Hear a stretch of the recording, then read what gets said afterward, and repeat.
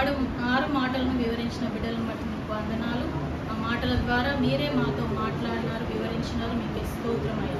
ఇదిగో నా తండ్రి 7వ మాటను వివరించుండగా మీరే దిగొచ్చి మాట్లాడి నీ నామానికి మహిమ తెచ్చుకోమని యేసు నామములో అడిగి వేడుకొంచున్నాము తండ్రి.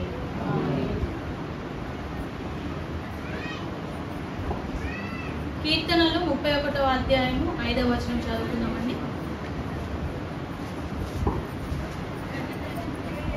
నా ఆత్మను నీ చేతికి అప్పగించుచున్నాను. యెహోవా సత్యదేవా, నన్ను విమోచించువాడు నీవే. దయచేసి అందరూ బైబిల్స్ తెరచి ఈ వాక్యాన్ని మరొకసారి చూడాలని. నా ఆత్మను నీ చేతికి అప్పగించుచున్నాను. యెహోవా సత్యదేవా, నన్ను విమోచించువాడు నీవే. 7వ మాట గురించి యేసు ప్రభువారు రాకముందే దైవజనుల ద్వారా, ప్రవక్తల ద్వారా దేవుడు మాట్లాడినటువంటి ప్రవచనం అన్నమాట. కీర్తనలు 31వ అధ్యాయము 5వ వచనం ద్వారా దేవుడు ప్రవచనం రూపంలో తండ్రి నీ చేతికి నా ఆత్మను అప్పగించుకొంచున్నాను అనే వాక్యం గురించి యేసు ప్రభువుల వారు జన్మించక ముందుగానే ఈ ప్రవచనం ద్వారా వివరించడం జరిగింది. అయితే ఈ ప్రవచనానికి నెరవేర్పుగా మనము లూకా సువార్త 23వ అధ్యాయము 46వ వచనంలో చూడవచ్చు. అప్పుడు యేసు గొప్ప శబ్దంతో కేకవేసి, తండ్రి నీ చేతికి నా ఆత్మను అప్పగించుచున్నానని ఆయన ఇలాగ చెప్పి ప్రాణం విడిచెను. దేవుని నామానికి స్తోత్రం కలుగునుగాక. ఆ మాటను చెప్పి దేవుడు తన ఆత్మను తండ్రికి అప్పగించినాడు. అయితే 7వ మాట ఇది చివరి మాటగా మనము చూస్తున్నాం. యేసుక్రీస్తు ప్రభువారు శిలువ మీద 6 గంటలు గడిపారు. 3 గంటలు ఆయన సన్లైట్ లో ఉన్నారు, 3 గంటలు ఆయన చీకట్లో ఉన్నట్టుగా మనము చూస్తున్నాం. ఈ 6 గంటల లెక్కను మనం ఎలా చెప్పవచ్చు అంటే, ఎన్ని గంటలకు సిలువ వేయబడ్డారండి? ఉదయము 9 గంటలకు. ఎన్నింటి వరకు ఉన్నారండి? సాయంత్రము మధ్యాహ్నము 3 గంటల వరకు ఆయన సిలువ మీద వేలాడినట్టుగా మనము గమనిస్తున్నాం. ప్రభువారు కలిగినటువంటి 7 మాటలు అద్భుతమైనటువంటి సరళిని కనబరుస్తున్నాయి. 3 మాటలు ఆయన ఎవరితో మాట్లాడారండి? మొదటి 3 మాటలు యేసు ప్రభువారు మనుష్యులతో మాట్లాడినట్లుగా మనం చూస్తున్నాం. 3 మాటలు తండ్రితో మాట్లాడినారు. చివరి మాట ఎవరితో మాట్లాడారు? చివరిది 7వ మాట ఆయన డిక్లరేషన్ గా చెప్తున్నారు. ఒక మాట ఈ డిక్లరేషన్ ఎందుకంటే ఆయన తన ఆత్మను ఎవరికి అప్పగిస్తున్నాను అంటున్నారు?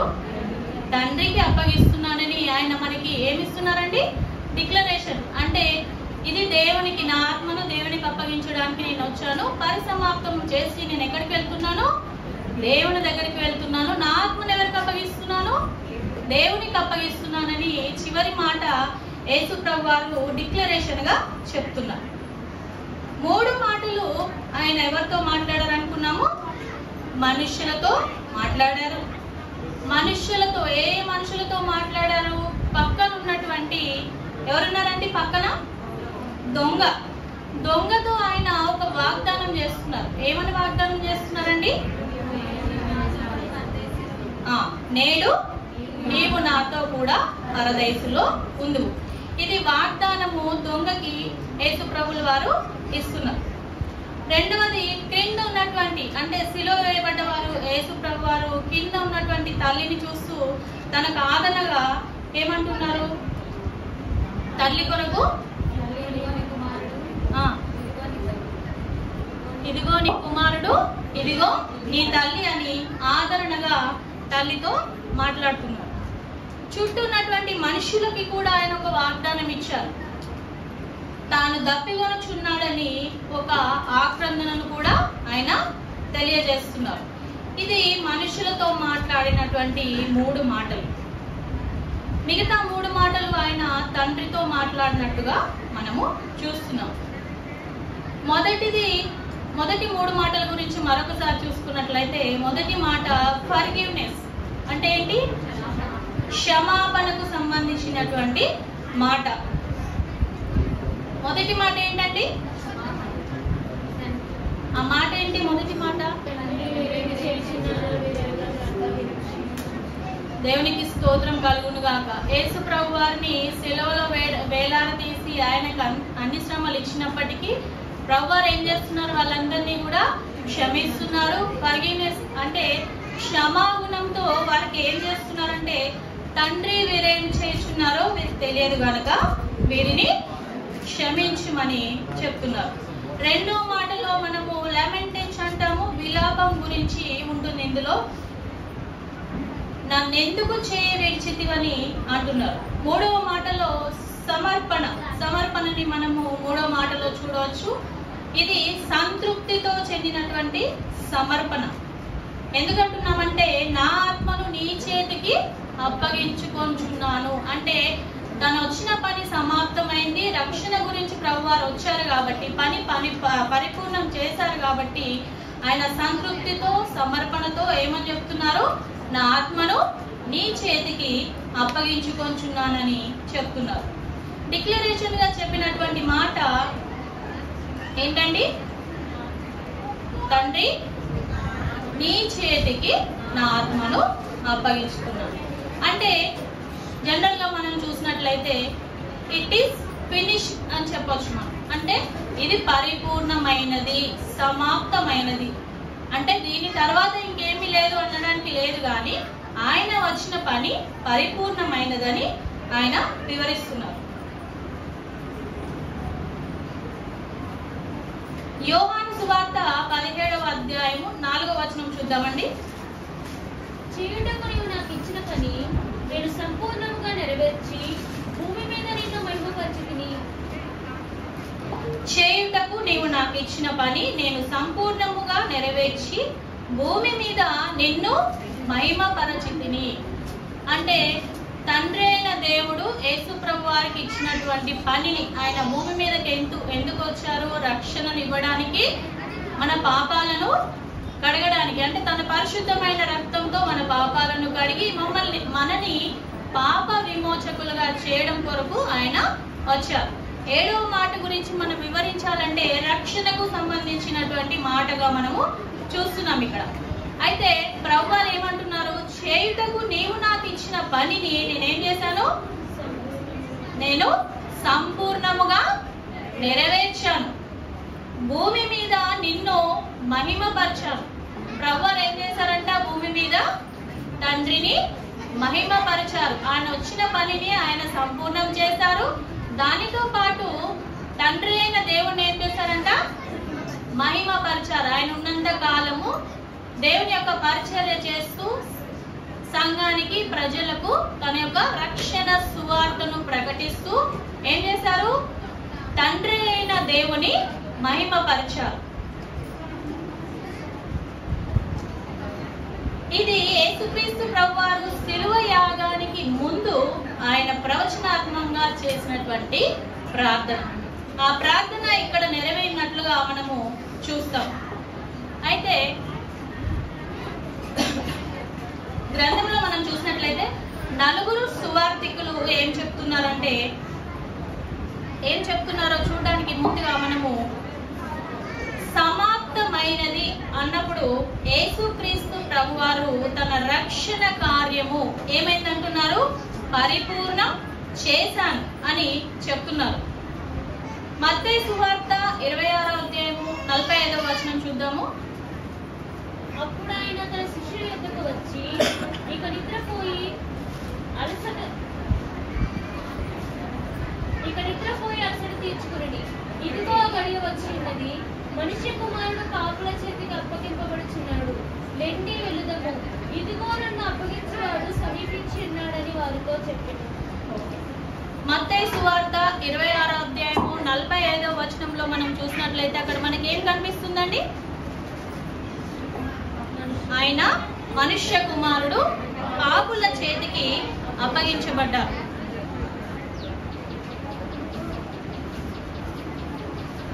అయితే ఆయనను ఎవరు చంపారండి? మనుష్య కుమారునిగా వచ్చినటువంటి యేసుక్రీస్తు ప్రభువారిని ఎవరు చంపారు? మనుషులు చంపారా? దేవుడు చంపారా? మనుషులు. దేవుణ్ణి మనుషులు చంపడం సాధ్యమవుతుందా? చంపగలుగుతారా దేవుణ్ణి మనుషులు? మరి ఇక్కడ మనుషులు దేవుణ్ణి ఎలా చంపారండి? ఎలా చంపారు? వాళ్ళకి అధికారం ఉందా దేవుణ్ణి చంపడానికి? ఎవరిచ్చారు అధికారము? తండ్రి అయిన దేవుడు అనుమతించారు కాబట్టి మనుషులు ఏం చేయగలిగారు? దేవుణ్ణి చంపగలిగారు. శిష్యులు కూడా మనుషులే దేవుణ్ణి చంపారని అక్కడ నమ్ముచున్నారు. సడన్ గా పాపుల చేతికి మనుష్య కుమారుడు అప్పగించబడము, చనిపోవడము చూసిన తర్వాత ఆయనతో అంతకాలము సంచరించినటువంటి సేవలో తిరిగినటువంటి శిష్యులకు కూడా ఏం కలిగిందంటే ఒక రకమైన భయం అనేది కలిగింది. వాళ్ళు కూడా ఏం నమ్ముతున్నారంటే మనుష్య కుమారుడు దేవుడు మనుష్య రూపంలో వచ్చినప్పటికీ కూడా దేవుణ్ణి ఎవరు చంపేశారంట? మనుష్యులు చంపేశారని యేసు ప్రభు వారితో అన్ని సంవత్సరాలు తిరిగి సేవలో ఉండి విశ్వాసంలో బలపడినా గాని శిష్యులు ఏం చేస్తున్నారు? అక్కడ అల్ప విశ్వాసంతో ఏం నమ్ముతున్నారు? దేవుణ్ణి మనుషులే చంపేశారని శిష్యులు కూడా నమ్ముతున్నారు. ఇంకొక వచనం చూద్దామండి.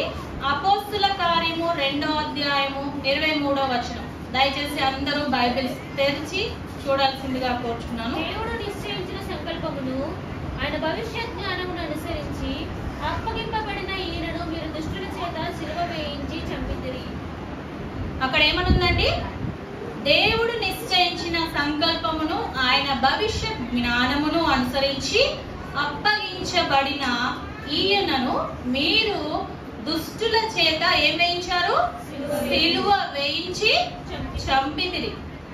యేసుక్రీస్తు ప్రభువారిని ఎవరైనా చంపే అధికారము ఎవరికి లేదు.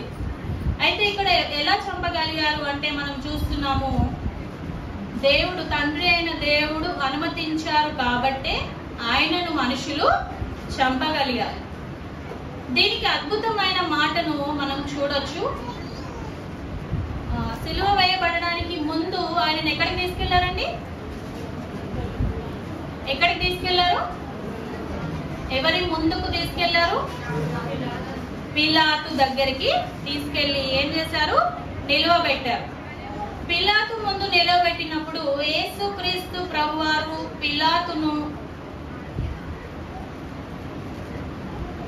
యేసుక్రీస్తు ప్రభువారిని చూసి పిలాతుకు ఏం చేయాలో అర్థం కాలేదు. ఆయన ఒక అర్థం కాని పరిస్థితిలో అవుతున్నప్పుడు యేసుక్రీస్తు ప్రభువారిని ఎలాగైనా తప్పించాలనే ఉద్దేశంతో పిలాతు గారు ఆలోచిస్తున్నారు. ఎందుకు ఆలోచిస్తున్నారు? యేసుక్రీస్తు ప్రభువారిని తప్పించాలి అంటే ఆయన భార్య ఏం చెప్పిందండి? ఏం చెప్పింది? ఆయన పరిశుద్ధుడు గనక ఆయన జోలికి వెళ్ళొద్దు అని చెప్పిందా? ఎలా తెలిసింది ఆడికి? కలలో దేవుడు మాట్లాడారు ముందుగానే.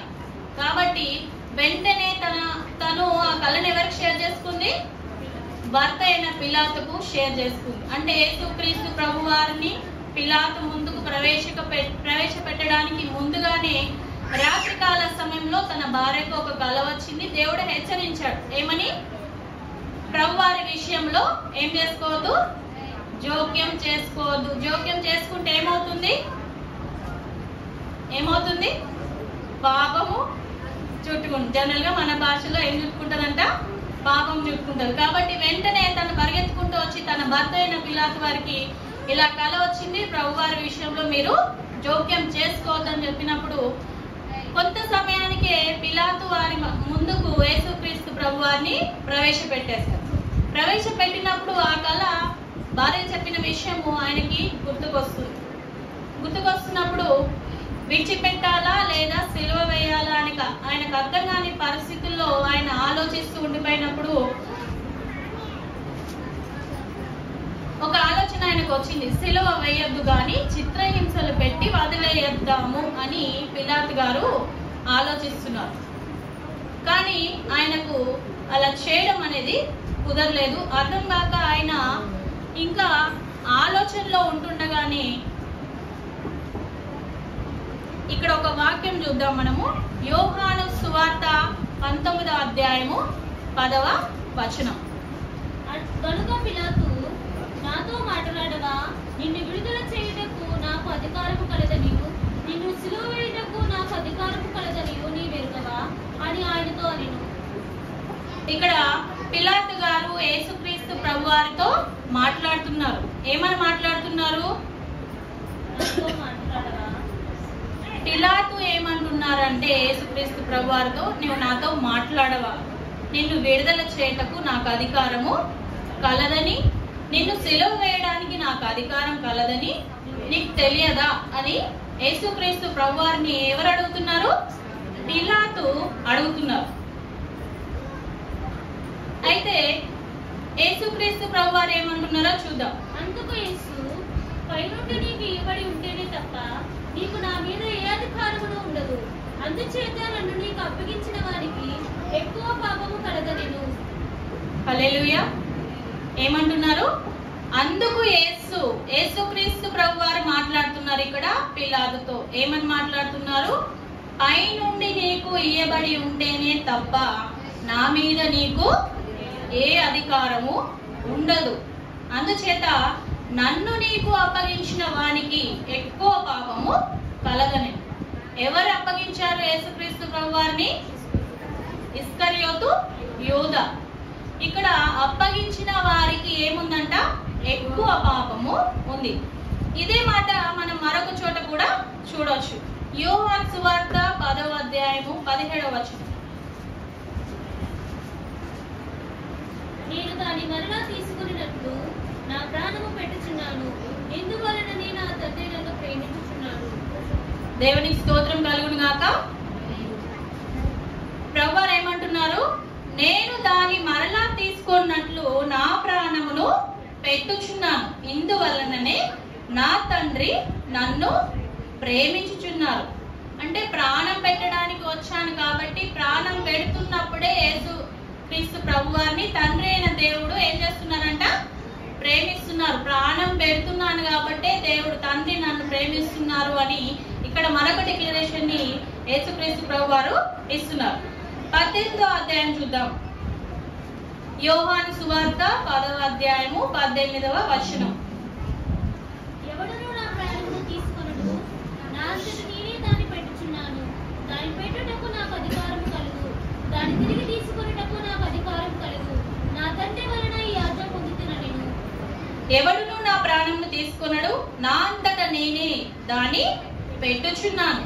దాన్ని పెట్టుటకు నాకు అధికారము కలదు, దాన్ని తీసుకొనుటకు తిరిగి తీసుకొనుటకు నాకు అధికారము కలదు. నా తండ్రి వలన ఈ ఆజ్ఞను పొంది ఉన్నాను. ఏ ఆజ్ఞను పొంది ఉన్నారంట? ప్రాణము పెట్టాలనే ఆజ్ఞను తండ్రి వలన యేసుక్రీస్తు ప్రభువారు పొంది ఉన్నారు.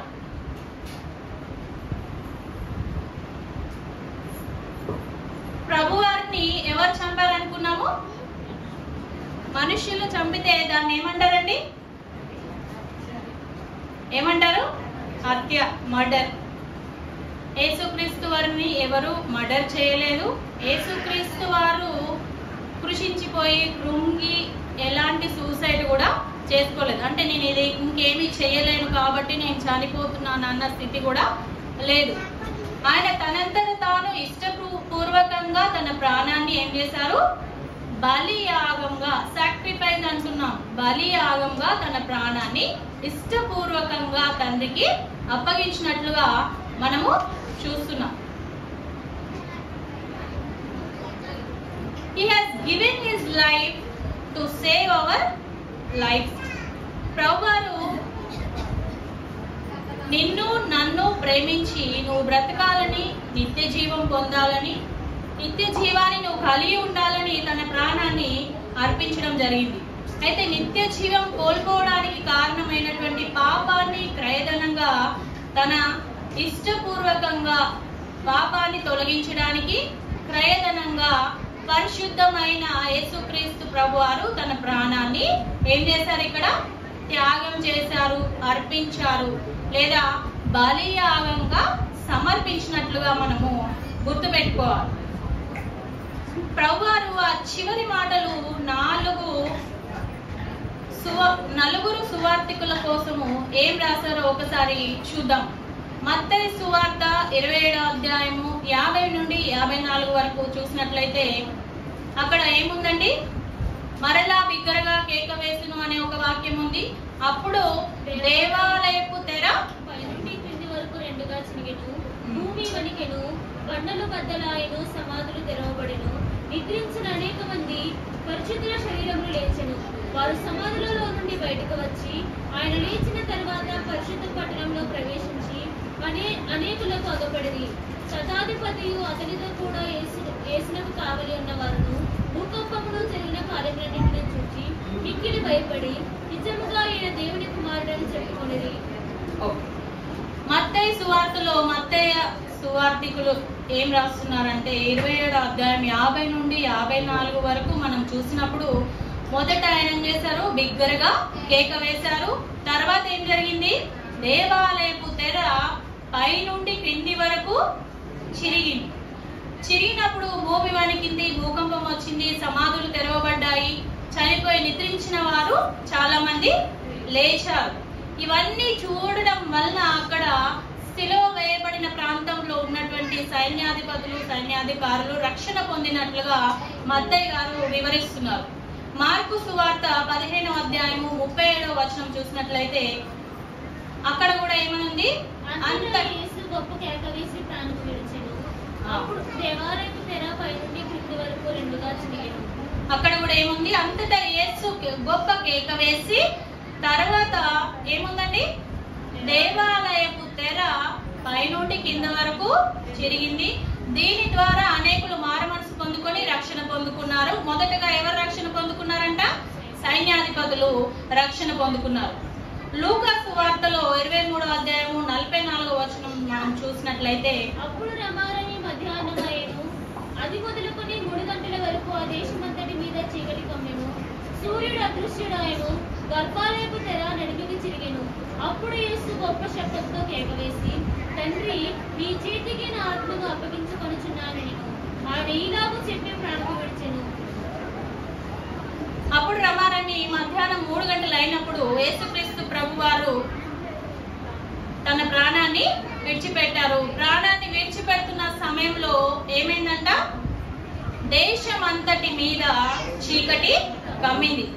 అప్పుడు గొప్ప శబ్దముతో, తండ్రి, నీ చేతికి నా ఆత్మను అప్పగించుకొంచున్నాను అని ఆయన చెప్పడం చూస్తున్నాం. ఈ సందర్భం గురించి లూకా సువార్తలో ఏమీ వ్రాయబడలేదు, కానీ ప్రభువారు చనిపోయిన తర్వాత యోహాను సువార్తలో ఇక సబ్బాతు ఆరంభం అవుతుంది. చనిపోయిన తర్వాత చనిపోయిన వారిని ఏం చేస్తారండి?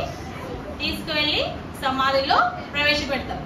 నెక్స్ట్ డే సబ్బాతు ఆచరించే దినం కాబట్టి సిలువ వేయబడిన వారందరూ చనిపోయారా లేదా అని చెక్ చేయడానికి వారు ఒక పర్మిషన్ ని తీసుకొని వచ్చారనమాట. ఒకవేళ సిలువ వేసినా కూడా వాళ్ళు చనిపోకపోతే ఏం చేస్తారంట? వాళ్ళ కాళ్ళను విరగొట్టి వాళ్ళని చంపేస్తారు. అయితే సైన్యాధిపతి పర్మిషన్ తీసుకుని వచ్చిన తర్వాత మొదటి దొంగ కాళ్ళను విరగొట్టి చంపేశాడు. తర్వాత ప్రభువారి దగ్గరికి వచ్చేసరికి ఆయన చనిపోయినట్లుగా గుర్తిస్తున్నారు. అక్కడ చనిపోయారా లేదా డిక్లరేషన్ కొరకు ఏం చేస్తున్నారంటే ఒక బల్లెమును తీసుకొని ఏం చేశారు? ఆయన ప్రక్కలో పొడవడం జరిగింది. పొడిచినప్పుడు ఏమొచ్చిందండి? నీరు, రక్తము రావడం మనము గమనిస్తున్నాం.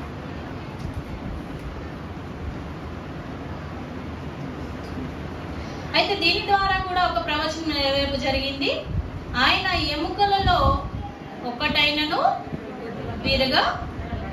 విరగొట్టబడలేదు. ఇది ప్రవచన నెరవేర్పుకు సూచన. కీర్తనలు 31వ అధ్యాయము 5వ వచనం మనము గమనిద్దాం ఒకసారి. నా ఆత్మను నీ చేతికి అప్పగించుచున్నాను. యెహోవా సత్యదేవా, నన్ను విమోచించువాడవు నీవే.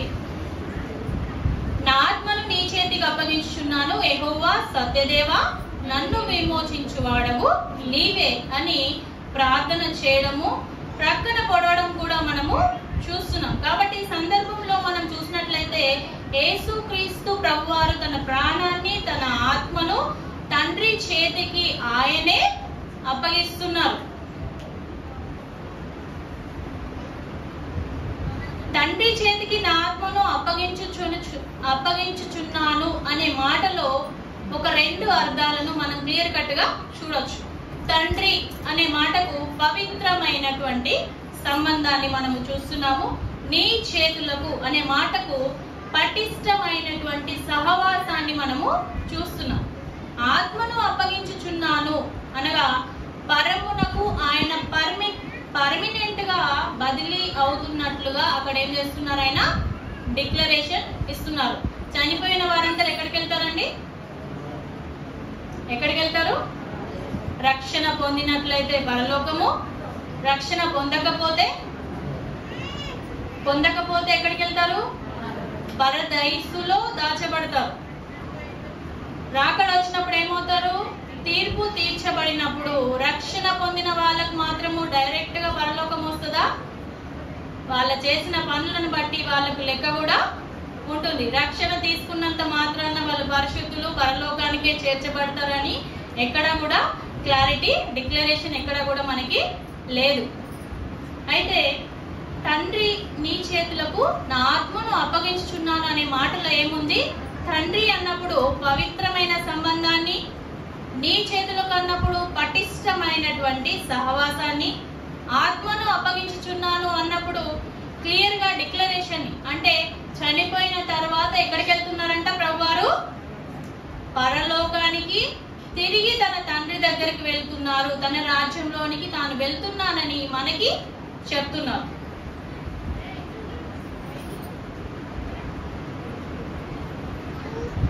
అయితే యేసుక్రీస్తు ప్రభువారు మనను విమోచించి మనకు నిత్య జీవాన్ని ప్రసాదించడానికి ఆయన తన ఇష్టపూర్వకంగా తన ప్రాణాన్ని మన కోసము దారపోసారు. కాబట్టి ఈ దినాన మనము ఎలా జరుపుకుంటున్నాము?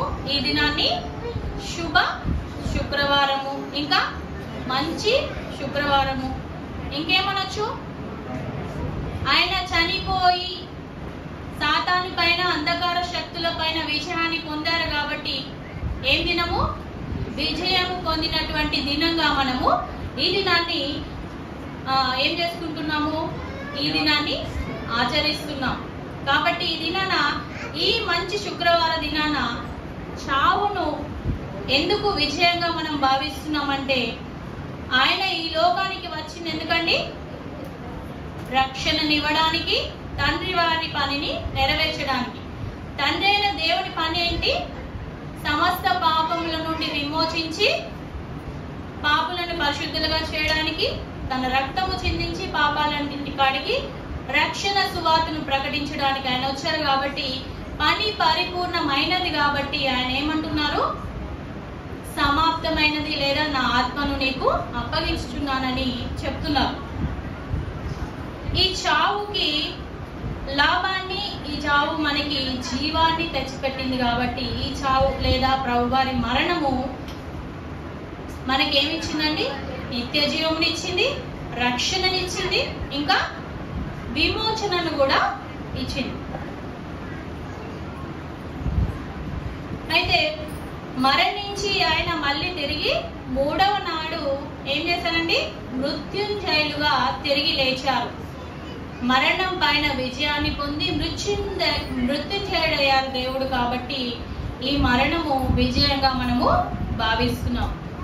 ఆయన బయటకు వచ్చి ఇదిగో నేను సజీవుడను అని చెప్పగలిగాడు.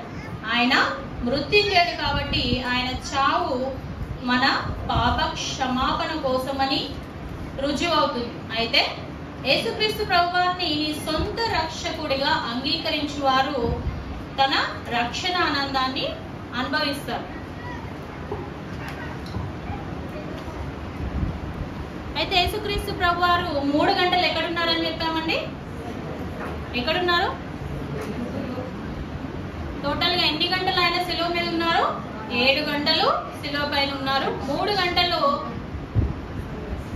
సన్ లైట్ లో ఉన్నారు. 3 గంటలు చీకట్లో ఆయన తన శ్రమను, అంటే శిలువ పైన ఉన్నటువంటి వేదనను, శ్రమను, బాధను, అన్ని రకాల శ్రమలను ఆయన అనుభవిస్తూ అందరికి వాగ్దానాలు ఇస్తూ ముగ్గురికి ఏమి ఇచ్చారు? మనుషులకేమో 3 మాటలు వాగ్దానాలు, ఇంకోటేమో డిక్లరేషన్. 3 మాటలేమో దేవునితో మాట్లాడారు. పాపం మీద ఆయన తన రక్తాన్ని ధారపోసి నిన్ను నన్ను శుద్ధీకరించడానికి ఆయన తన ప్రాణాన్ని పణంగా పెట్టినట్లుగా మనం చూస్తున్నాం. అయితే ఇవన్నీ ఆయన చేసి రక్షణ మాత్రము మన మీద వదిలేయలేదు. నేను మీ కొరకు వచ్చాను, మీ పాపాలను క్షమించాను, నా రక్తాన్ని చిందించాను, మీరు ఖచ్చితంగా రక్షణ తీసుకోవాలి అని ఎక్కడైనా ఉందండి? ఎక్కడైనా ఉందా? అయితే దేవుడు మనకిచ్చిన జ్ఞానాన్ని బట్టి మనకేం కావాలండి? మారు మనసు రావాలి, పాపం నుండి విడుదల పొందాలి. ఆయన మరణము సింపుల్ గా జరగలేదు. తండ్రి అయిన దేవుడు ప్రవేశపెట్టి ఈ లోకానికి మనుష్య రూపంలో తన కుమార్ని పంపించి తను ఏం చేశారండి? తన ప్రాణాన్ని పాప విమోచన కోసం ఇచ్చారు. కాబట్టి ఈ విషయాన్ని మనం అంత సింపుల్ గా తీసుకోవద్దు. ఎందుకంటే తండ్రి అయిన దేవుడు తన పరిశుద్ధ రక్తాన్ని చిందించి ప్రతి పాపం నుండి మనల్ని విమోచించారు. కాబట్టి ప్రతి ఒక్కరు దేవుడి యొక్క త్యాగాన్ని, ఆయన మరణాన్ని, ఆయన యొక్క శిలువ శ్రమలను ధ్యానించుకొని మర్చిపోకుండా ఒక గుర్తు పెట్టుకోవాల్సిన విషయం ఏంటంటే ప్రతి ఒక్కరూ మారు మనసు పొందాలి, శరీరేచ్ఛల నుండి విడవబడాలి, పాపం నుండి విడవబడాలి. విమోచన ప్రయోజనంగా యేసుక్రీస్తు ప్రభు వారు అక్కడ ఏమయ్యారు? బలి అయ్యారు, సాక్రిఫైస్, తన ప్రాణాన్ని చేశారు. కాబట్టి ప్రతి ఒక్కరూ రక్షణలోనికి వచ్చి రక్షణ తీసుకుంటే మాత్రం సరిపోదు, కానీ తమ రక్షణను చివరి వరకు కాపాడుకుంటూ మిగిలిన వారికి కూడా యేసుక్రీస్తు వారి జనన మరణ పునరుత్థానాల గురించి వివరిస్తూ తన యొక్క అద్భుత కార్యాల గురించి, తన ప్రాణత్యాగం గురించి వివరిస్తూ ప్రతి ఒక్కరిని రక్షణలోనికి నడిపిస్తూ మన రక్షణ కూడా మనం కాపాడుకుంటూ దేవుని యొక్క శిలువ మరణానికి సంబంధించిన బలియాగాన్ని మనం అందరము గుర్తుపెట్టుకోవాల్సిందిగా ప్రతి ఒక్కరికి విన్నవించుకుంటున్నాం. ఈ కొద్ది మాటలు దేవుడు మన ఆత్మల మేలు నిమిత్తమై దీవించి ఆశీర్వదించును గాక.